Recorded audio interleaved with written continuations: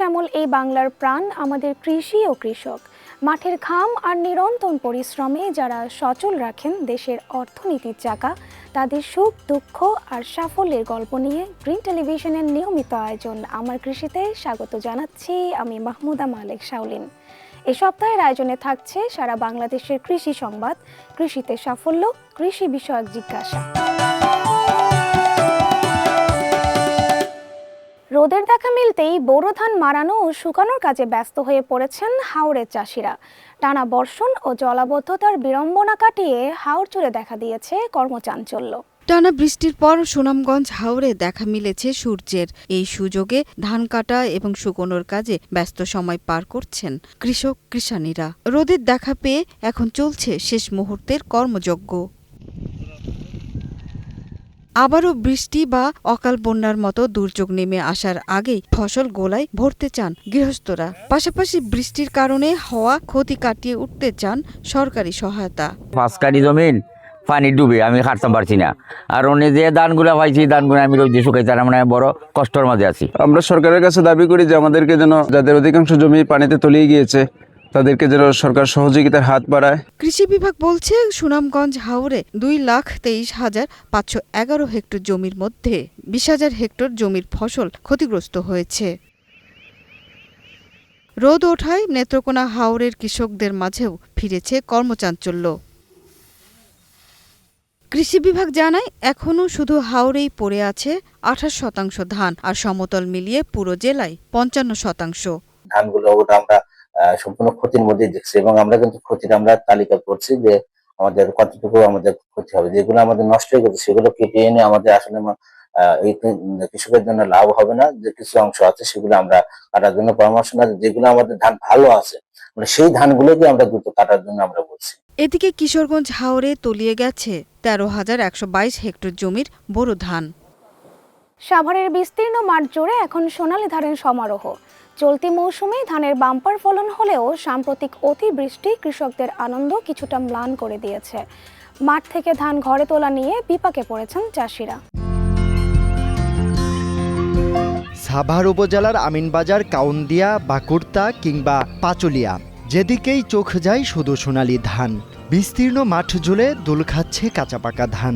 শহরের যান্ত্রিকতা ফেলে গ্রাম বাংলার এই চিরচেনা রূপ উপভোগ করতে অনেকেই ভিড় জমাচ্ছেন কৃষি জমিতে।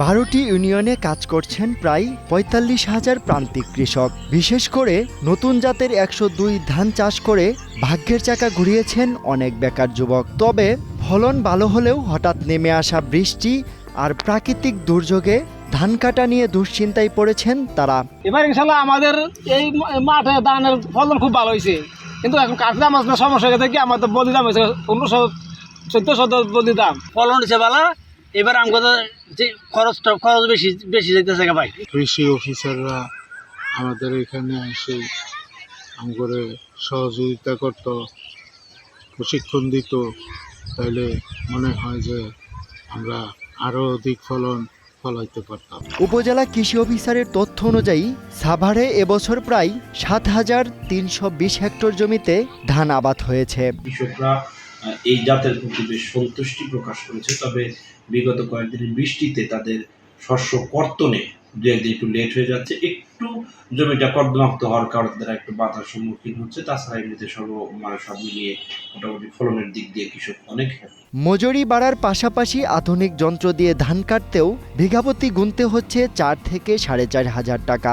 বৈরী আবহাওয়ার কারণে কৃষকরা মাঠেই ধান মাড়াই করে দ্রুত বস্তাবন্দি করে বাড়িতে নেওয়ার চেষ্টা করছে।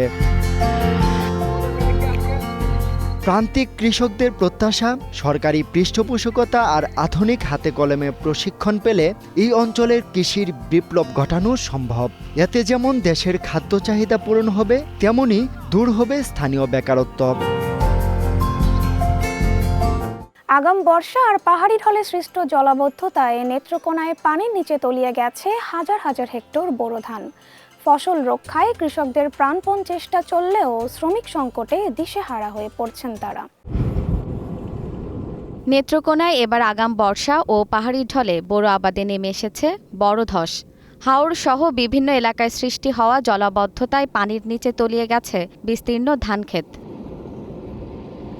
কৃষি বিভাগের তথ্য বলছে, জেলায় ৭৭,৩৬৩ জন কৃষকের ১৬,৭৭৮ হেক্টর জমির বোরো ধান ক্ষতিগ্রস্ত হয়েছে, যার আর্থিক ক্ষতির পরিমাণ ৩৭২ কোটি ১৫ লাখ টাকারও বেশি। এর মধ্যে শুধু হাওড় অঞ্চলেই ক্ষতির পরিমাণ প্রায় ২৩৬ কোটি টাকা।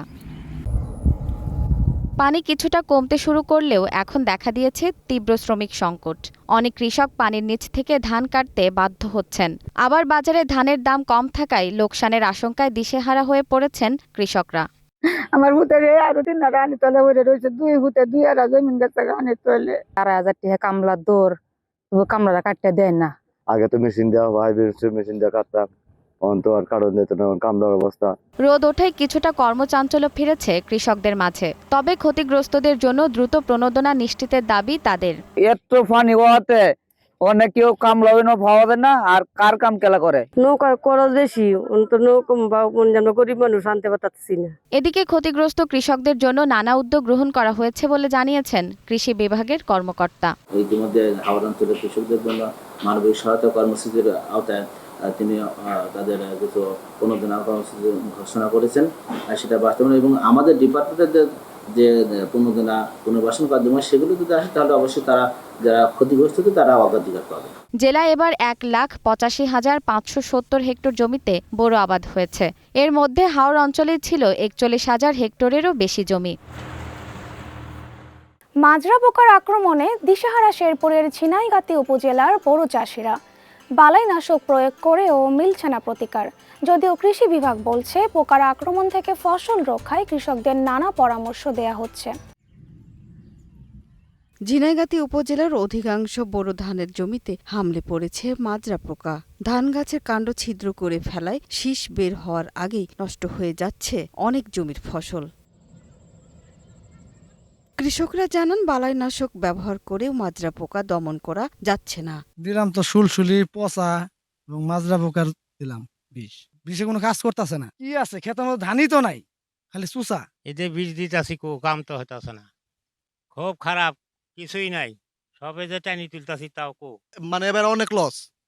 আমরা যে কি করি খামো এবারে এটা আমরা কিছু করা পাইতেছি না। কৃষকদের সুষম সার ব্যবহারের পাশাপাশি নিয়মিত জমি পর্যবেক্ষণ এবং সমন্বিত বালাই ব্যবস্থাপনা গ্রহণের পরামর্শ দিয়েছে কৃষি বিভাগ। কৃষকদের আমরা বলেছি যে এই থোর যখন আসবে তখন একটা প্রিভেন্টিভ ডোজ হিসাবে মাজরা পোকার যে অনুমোদিত কীটনাশকগুলো আছে সেগুলা প্রয়োগ করার জন্য। তারপরে আমাদের বিভিন্ন মাঠ আমরা এই ধরনের সমস্যাগুলো পরিলক্ষিত হচ্ছে বা আমরা পর্যবেক্ষণে রাখছি। আমাদের উপশহর কৃষি কর্মকর্তাদের মাধ্যমে আমরা কৃষকদের প্রয়োজনীয় পরামর্শ দিয়ে যাচ্ছি। চলতি মৌসুমে ঝিনাইগাতি উপজেলায় প্রায় ১৪,৬০৬ হেক্টর জমিতে বোরো ধানের আবাদ হয়েছে, যা গত বছরের তুলনায় বেশি। নিচ্ছি ছোট্ট একটি বিরতি, তবে কোথাও যাবেন না, ফিরে আসছি একটু পরেই। বিরতির পর আপনাদের জানাবো কাঙ্ক্ষিত রূপালী ইলিশের দেখা না পেয়ে হতাশ জেলেদের খবর। সঙ্গেই থাকুন। দর্শক, গ্রিন টেলিভিশনের সাপ্তাহিক আয়োজন আমার কৃষিতে আপনাদের আবারও স্বাগত। ধান সংগ্রহের 1 সপ্তাহ পার হলেও সাড়া পেলেনি সুনামগঞ্জ সরকারি খাদ্য গুদামে। মূলত অতিবৃষ্টিতে বেশিরভাগ জমির ফসল ক্ষতিগ্রস্ত হওয়ায় ধান সংকট দেখা দিয়েছে। অন্যদিকে যেটুকু ধান কাটা হয়েছে তা শুকানো যাচ্ছে না রোদের অভাবে। সুনামগঞ্জে যাওয়া হাওরের কৃষক আবেদ আলী পরিবারের সারা বছরের খাদ্য সঞ্চয়ের পর শতাধিক মন ধান বিক্রি করতেন তিনি, যার বেশিরভাগই যেত সরকারি গুদামে। এবছর অতিবৃষ্টিতে 17 বিঘার মধ্যে 10 বিঘা জমির ধান হারিয়েছেন। নষ্ট হওয়া ধানের কিছুটা ঘরে তুলতে পারলেও শুকাতে না পারায় মাথায় হাত পড়েছে তার। অন্যান্য বছর 120 মন ইলাহান বেচতে আসছি, এবার তো ধানেরও দাম না, 2-4-5 মন বেচতে চাইলে বাজার খরচলা খাইবার লাগে, পাইকারে 600-700 টাকা দর। আবেদ আলীর মতো একই অবস্থা জেলার বেশিরভাগ চাষির। অতিবৃষ্টিতে সৃষ্ট জলাবদ্ধতায় ফসল হারিয়েছেন অনেকেই। ওখানে জগসরের গরু গেলে লইয়া যাইলে রাখতো না। লটারির মাধ্যমে যারা ব্যবসা করে তারা ঠিকই দিয়ে, কিন্তু আমরা ভাই পারতাছি না। কারণ আমরা তো খারাপ দাম বেচতাম চাই, আমরা না নিলে তো আমরা সমস্যা। আমরা মানুষের ঋণ ফিন করে জমিন করছি, জমিন ফানিয়ে নিছি, যখন আমরা মানুষের ঋণ ফিন দেওয়া লাগে। গুণগত মান খারাপ হওয়ায় এসব ধান সরকারি গুদামে বিক্রি করা যাচ্ছে না। ফলে সরকার নির্ধারিত দরে অর্ধেক মূল্যে স্থানীয় পাইকারদের কাছে ধান বিক্রি করছেন চাষিরা। আর যেগুলো আছে এগুলো চাই বেচতাম, কিন্তু এগুলো যে পচা ধান এগুলো সরকারে নিবনি। নিজের অবস্থা খারাপ, তো বেচবো কিতা, খাওয়ার তাতে বেচতে। কৃষকদের নষ্ট হওয়া ধান সরকার নির্ধারিত মূল্যে খরিদ করার দাবি জানিয়েছেন হাওর বাঁচাও আন্দোলন সংগঠনের নেতারা। সুনামগঞ্জের কৃষকদের জন্য এবার উন্মুক্ত করে দিতে হবে যে কৃষক যত পরিমাণ দাম দিতে পারে সেই দানেই সরকারকে সংগ্রহ করতে হবে। নানা কারণে উৎপাদন ব্যাহত হলেও ধান সংগ্রহের লক্ষ্যমাত্রা পূরণের কোনো সমস্যা হবে না বলে জানায় কর্তৃপক্ষ। বাইরে যে মূল্য, তার সরকারি মূল্য তার চেয়েও তো বেশি। কৃষকরা যদি সবাই আগ্রহী হয়, আমরা যদি কৃষকের পাশে দাঁড়াই, তাহলে আমরা লক্ষ্যমাত্রা অর্জন করতে পারবো ইনশাআল্লাহ। এবার জেলার 12 উপজেলায় 21,349 মেট্রিক টন ধান সংগ্রহের লক্ষ্যমাত্রা নির্ধারণ করা হলেও এখন পর্যন্ত সংগ্রহ হয়েছে মাত্র 138 মেট্রিক টন।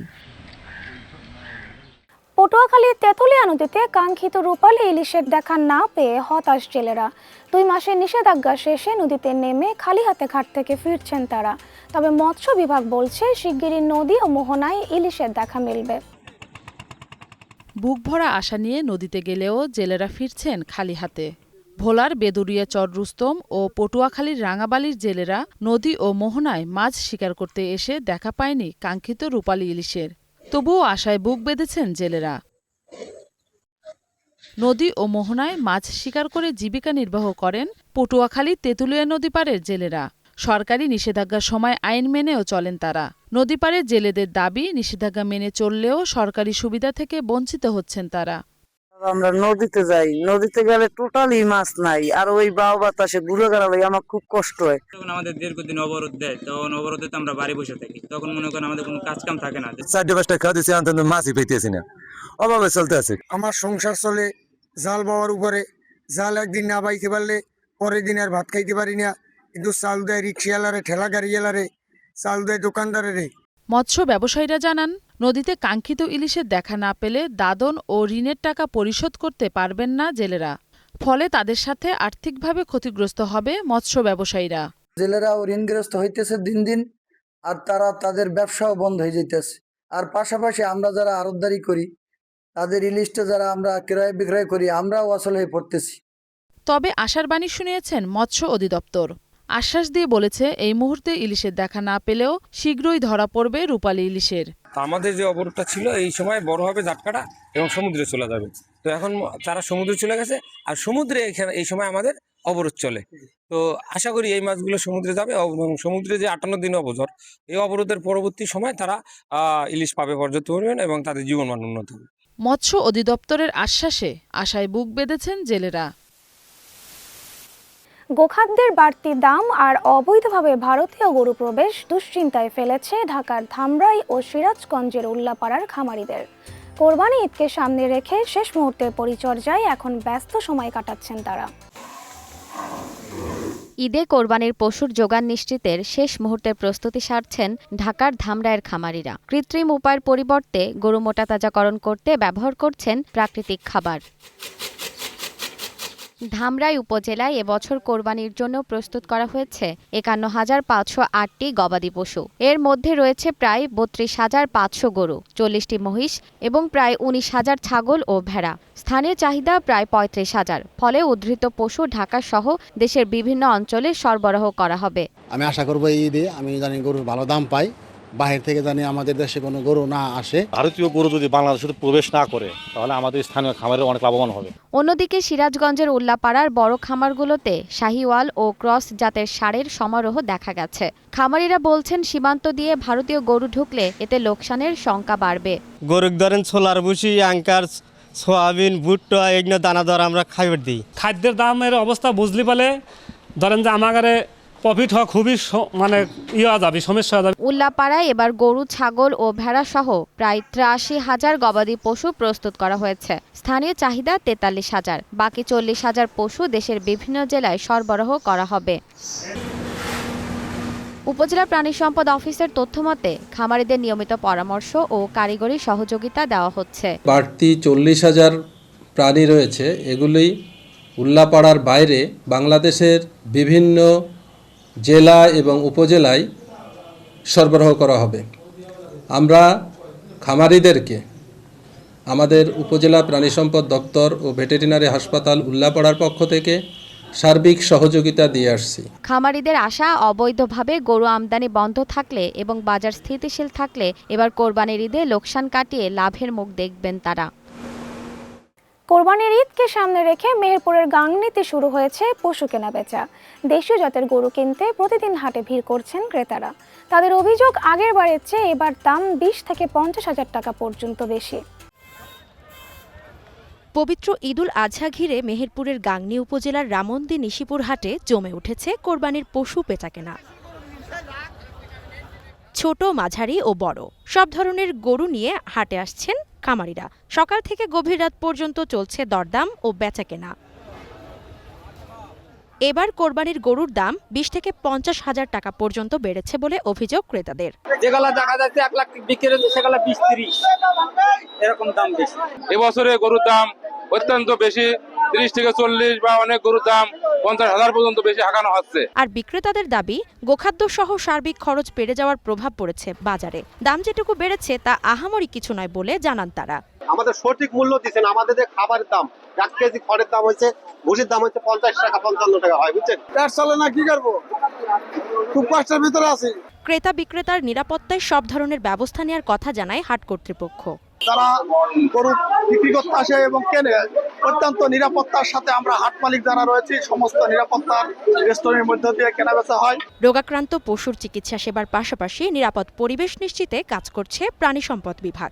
আমাদের এখানে যে প্রাণীগুলো আসে, যেমন গরু, ছাগল, ভেড়া বলেন, সেগুলো যদি কোনো সময় অসুস্থ হয়ে পড়ে অথবা অসুস্থ গরু যদি বিক্রি করার জন্য কেউ আসে, সেক্ষেত্রে আমরা সেগুলোকে প্রাথমিক চিকিৎসা দিয়ে থাকি।